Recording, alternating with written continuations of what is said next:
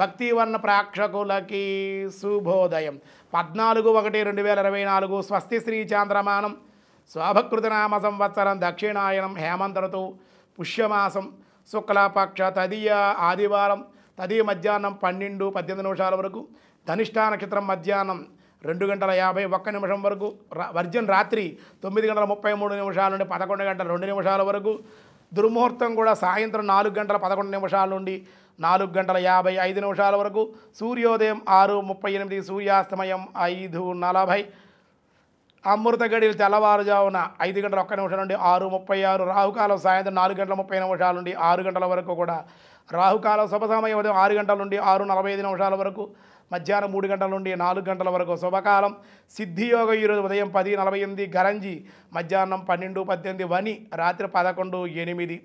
ఈరోజు తెలుగు వన్ భక్తి వన్ తరపున ముందుగా భారతీయులకి, ప్రవాస భారతీయులకి కూడా భోగి పండుగ శుభాకాంక్ష నా ద్వారా, భక్తి వన్ తెలుగు ద్వారా కూడా మీ అందరికీ కూడా భోగి పండుగ శుభాకాంక్షలు, శుభ ఆశీస్సులు. భారతీయులకి, ప్రవాస భారతీయులకి కూడా ఈ భోగి పండుగ మీ జీవితాల్లో భోగభాగ్యాలు కలిగించాలని చెప్పి కోరుకుంటూ ఉన్నాం.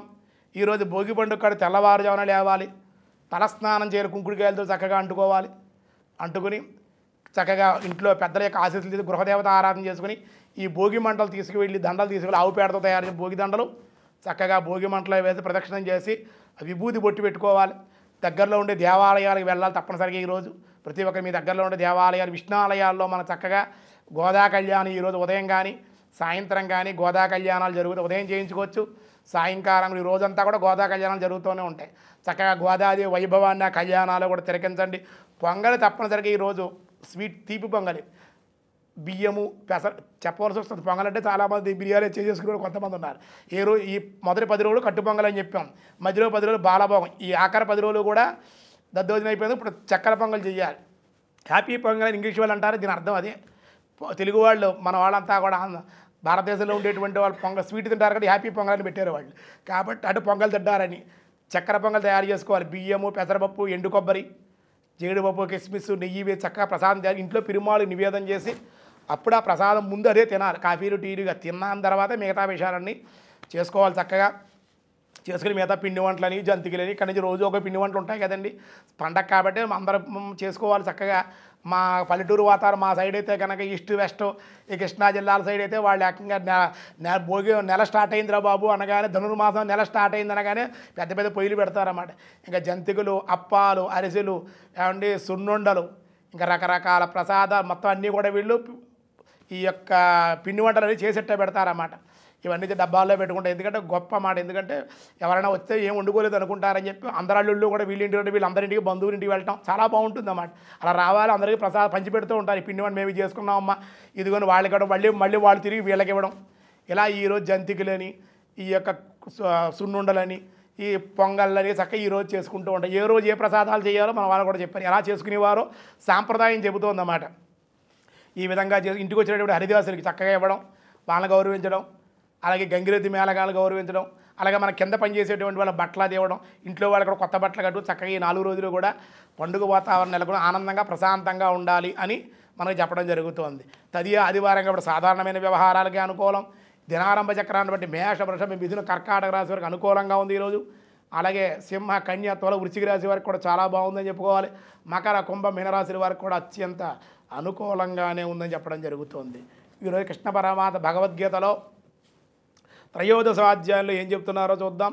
పార్థాయ ప్రతిబోధితాం భగవతాం నారాయణేన స్వయం వ్యాసేనాగ్రదిత పురాణ మునినా మధ్యే మహాభారతం అద్వైతామృతవర్షిణీం భగవతీం అష్టాదశాధ్యాయిని అంబా త్వామనుసందదామి భగవద్గీతే భవద్వేషిణి యథా సర్వగతం సాక్షాత్ ఆకాశం నోపలిప్యతే సర్వత్రావస్థితో దేహే తదాత్మానోపలిప్యతే అంటున్నారన్నమాట. అయ్యా అర్జున, సర్వత్రా కూడా ఇతర మహాభూతాలయందు వ్యాప్తించి ఉన్న ఆకాశం సూక్ష్మమగుట వలన వాటి గుణదోషాలకు వాటికి అంటవు.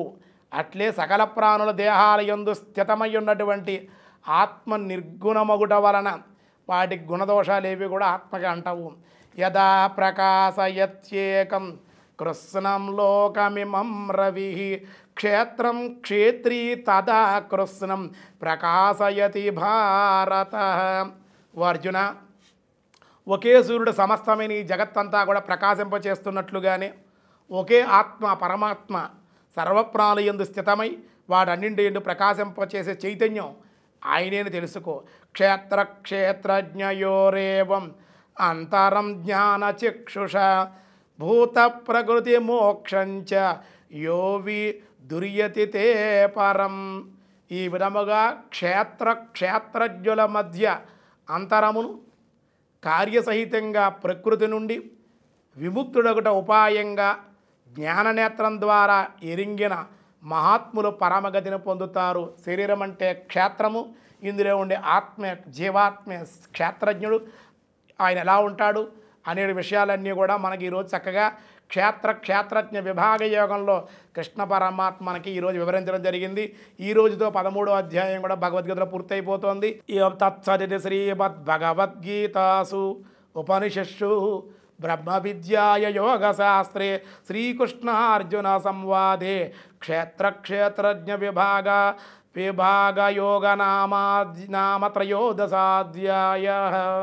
రేపు చూద్దాం. ఈరోజు స్వస్తి.